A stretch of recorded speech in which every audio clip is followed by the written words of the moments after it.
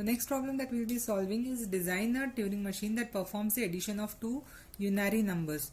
Now when we say unary numbers, that means there is only one symbol that is possible in a number. So we have a number over here, 3 A's, then that number is separated by a C and then 2 A's. So this is 3 plus 2. This is what we want to do. And both the numbers are separated by a letter C. On the left hand side we have a marker semicolon, and on the right hand side also we have a marker called semicolon.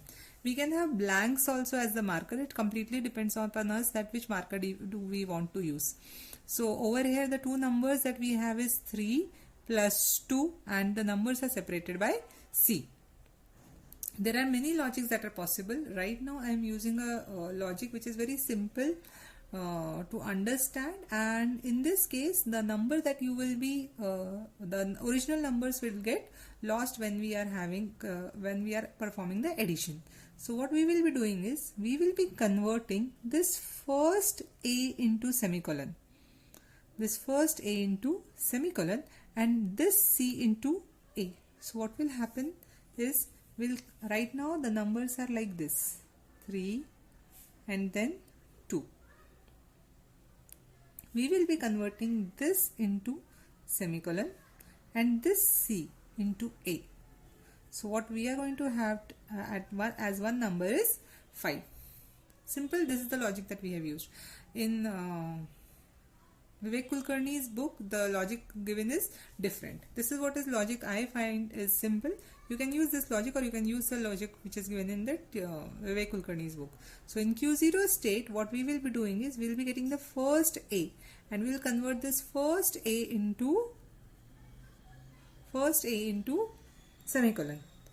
Not all the A's, so we should change the state after that. So we will be converting this A into semicolon. We'll change the state and we'll move towards right. Now when we are in Q1 state, we are going to receive these A's. We are going to just skip all these A's and we are going to search for this particular C. So when you are in Q1 state and you receive an A, you are just going to skip and move towards right. When you are going to receive this C need to be converted into an A. So are you going to convert all C's or this C? First C only. So after this we will change the state. Q2 will convert this C into A, and then we will perform the operation because we have converted our string into the format that was required, and Q2 will become my final state. There is no need of Q3 state. Fine. So in Q0 state, when we receive an A, we have converted into semicolon. Now are we going to receive semicolon over here? Fine. The two numbers will be separated by using A's.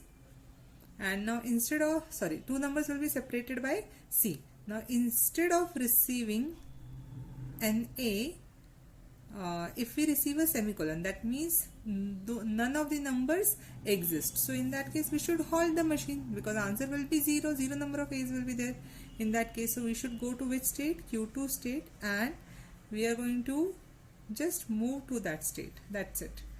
Right? What if we are going to receive C? When are we going to receive C in Q0? When we do not have this first number and directly this number C is there. So in that case nothing has to be done. We have to just stop the machine. So over here we are going to have Q2N. Or you can say this is if you say that compulsorily both the numbers are greater than 0. So in that case we will never receive this semicolon, or we are not going to receive this C anytime. Fine. So in that case you will be putting dash over here. Now are we going to receive semicolon in Q1 state? See, both the numbers will be separated by C. So under any circumstances we should get the C. And if we are not getting the string, that means the string is an invalid string. So in that case we are just putting over dash over here to indicate that getting semicolon is not possible in the correct string, and if we get, that will be an invalid string. Fine. Simple to understand. So what we have done, if my input is C A semicolon, we will convert this A into semicolon, and then we will convert this C into A. So my number becomes single 5. Right?